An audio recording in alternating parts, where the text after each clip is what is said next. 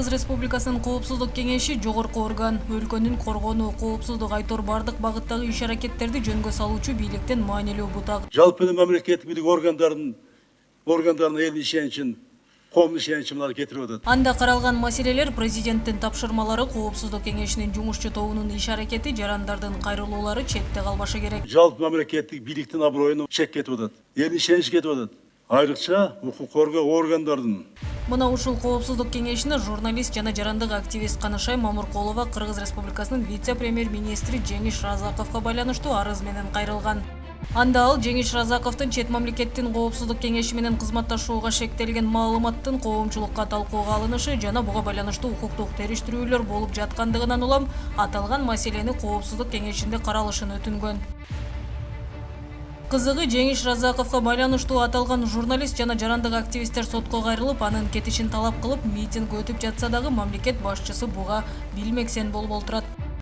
Билет аз отуруп, жанында болуп, ош жетекчи билбейт дейсиңерби? Билет да.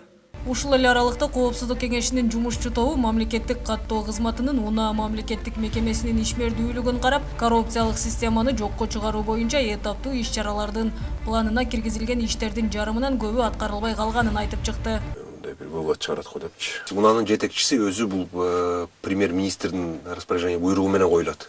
Коопсуздук кеңеши үчүн өкмөттүк маанилүү кызмат адамынын маселеси жогору турабы же УНА ишканасында иштегенине жарым жыл болгон Алымжан Козубаевдин аркасынан кууп алган маанилүүбү? Биз буга да токтоло кетели. Факты жок. Эч кандай нарушение жок. Мен тараптан бир дагы нарушение жок.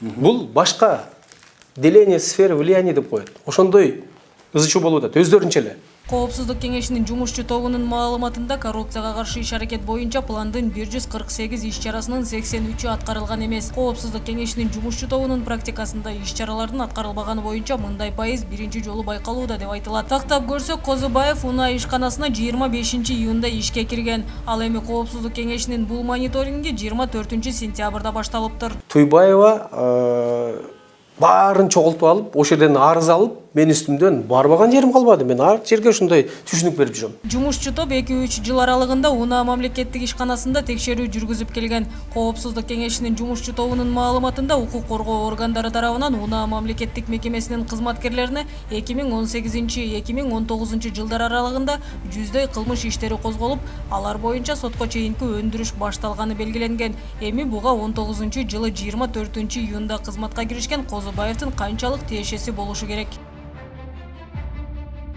Кыскасы, УНА ишканасындагы үйүлүп жыйылып калган кемчиликтерди жыйып терип келип иштегенине жарым жыл болгон Алымжан Козубаевди ээлеген кызмат ордунан бошотуу сунушталып, Коопсуздук кеңешинин жумушчу тобунун отурумунда каралган материалдар юридикалык баа берүү үчүн башкы прокуратурага жөнөтүлдү.